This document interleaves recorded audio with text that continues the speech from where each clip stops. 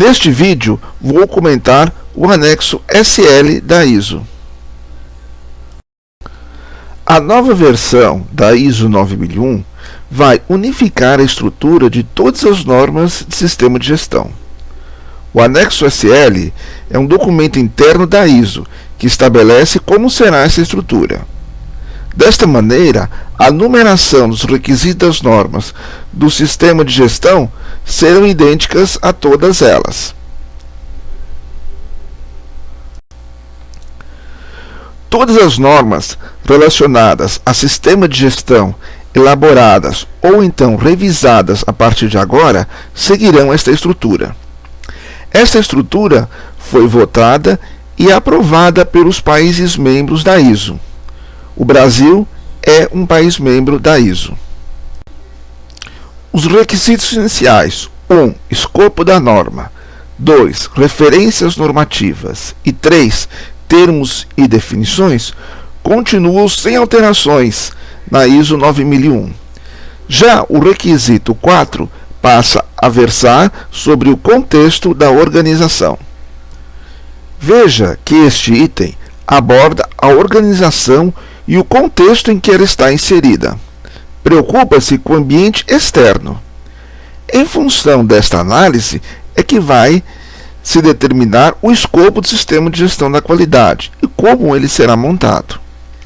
Repare que está mantida a abordagem de processo da versão anterior. Chamo atenção para dois outros pontos. 1.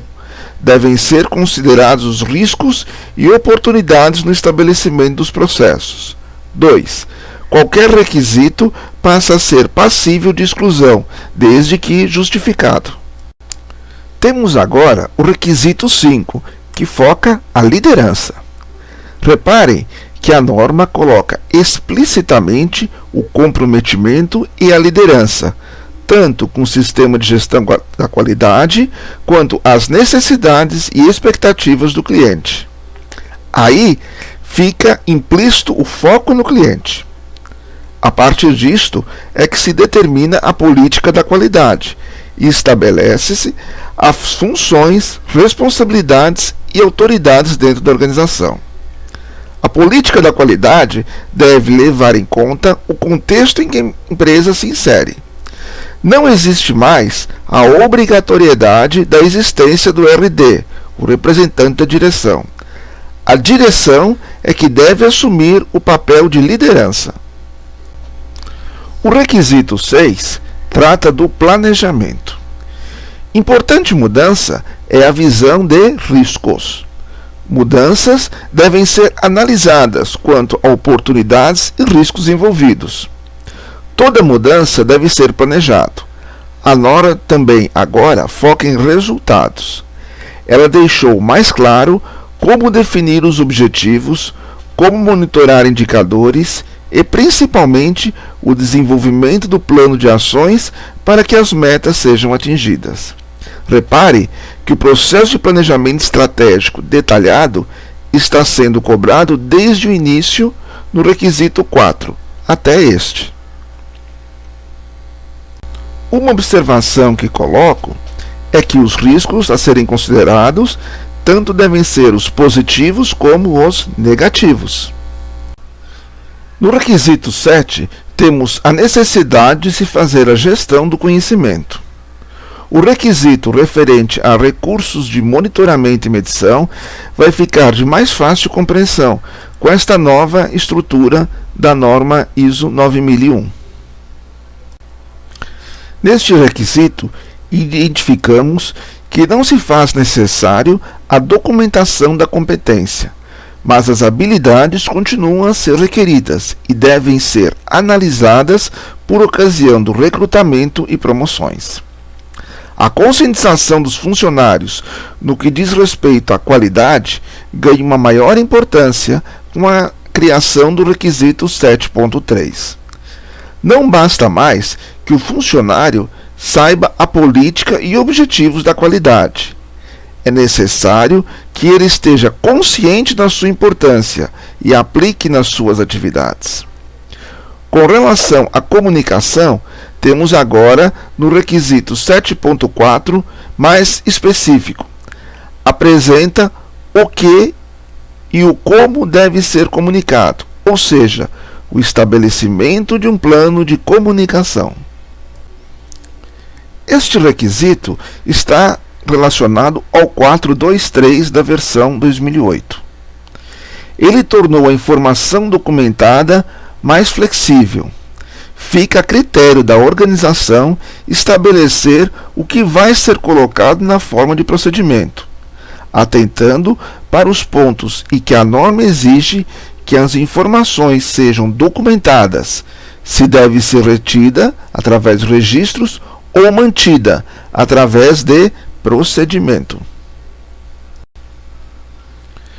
Com o requisito 8, a redação está mais clara com relação a serviços. Continua a necessidade de se comunicar ao cliente as possíveis alterações nas condições de fornecimento. Deve-se ter informações documentadas dos processos e das alterações dos requisitos estabelecidos pelo cliente. A redação também está mais clara com relação a projeto, ressaltando que projeto também é aplicável a serviços. Deve-se considerar as consequências das falhas potenciais relacionadas aos produtos e serviços. A nova redação desta nova versão da norma enfatiza a aplicação dos requisitos de aquisição para serviços. Estabelece também a necessidade de que os fornecedores sejam comunicados os requisitos, não só de produto, quanto também de pessoal envolvido. Nesta revisão da norma, ela passou a incorporar o controle da propriedade de fornecedores externos, e não só do cliente, como era nas versões anteriores. A norma agora também estabelece requisitos para as atividades de pós-entrega, controle de mudanças não planejadas. Manteve-se o controle de produção ou serviços, preservação e atividades pós-entrega. No requisito 8.6, temos que, tanto para produto quanto serviços, a organização deve implementar atividade de verificação antes da liberação ao cliente. Tal liberação deve ser evidenciada e passível de ser rastreada.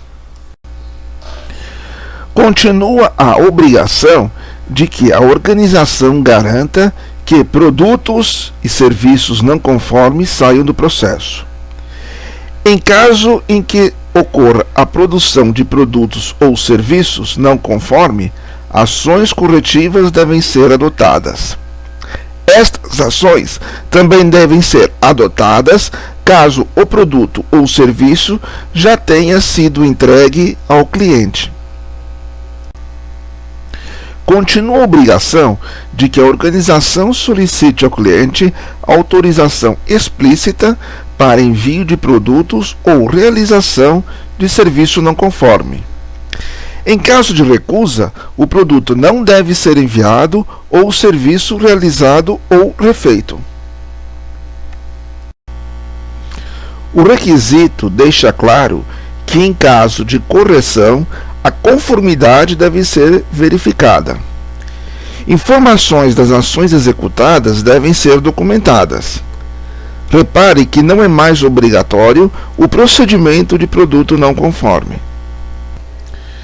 Este requisito deixa a cargo da organização determinar o que e quando precisa ser monitorado e o medido. Qual o método a ser adotado também deixa a critério da organização. Importante que os resultados sejam analisados e avaliados. Não tivemos grandes alterações neste requisito em relação à versão anterior da norma. Apenas coloca em nota algumas fontes de informação que podem ser utilizadas para verificar a percepção dos clientes. Este requisito ressalta que os resultados das medições devem ser analisados e utilizados em vários casos, conforme relacionado. Os resultados desta análise devem ser utilizados na análise crítica da direção. Veja que isso demonstra a preocupação da norma para com os resultados do sistema de gestão da qualidade. Com relação ao requisito 9.2, auditoria interna, continua a necessidade da realização das auditorias internas para testar a conformidade do sistema de gestão da qualidade com os requisitos da norma. Continua a necessidade de que o plano de auditoria seja estabelecido, implementado e mantido. Critério de auditoria e escopo deve ser estabelecido e os auditores devem ser imparciais aos processos auditados. Os resultados da auditoria devem ser reportados à direção e ações corretivas referentes às não conformidades identificadas devem ser tratadas em tempo hábil. Veja que mantém-se a necessidade de documentar os resultados das auditorias internas. Repare que está mantida a necessidade de que se realize a análise crítica do sistema de gestão da qualidade, análise esta que deve ser realizada pela direção. O requisito também estabelece os pontos que, no mínimo, devem ser tratados na análise crítica realizada pela direção. Repare que a análise crítica deve contemplar análise de informações referentes a fornecedores externos e outras partes interessadas relevantes, eficácia das ações tomadas para enfrentar os riscos e as oportunidades, e as mudanças internas e externas que são relevantes ao sistema de gestão da qualidade, incluindo suas direções estratégicas. A norma continua com foco em melhoria. Agora ela coloca em nota de que forma as melhorias podem ser geradas.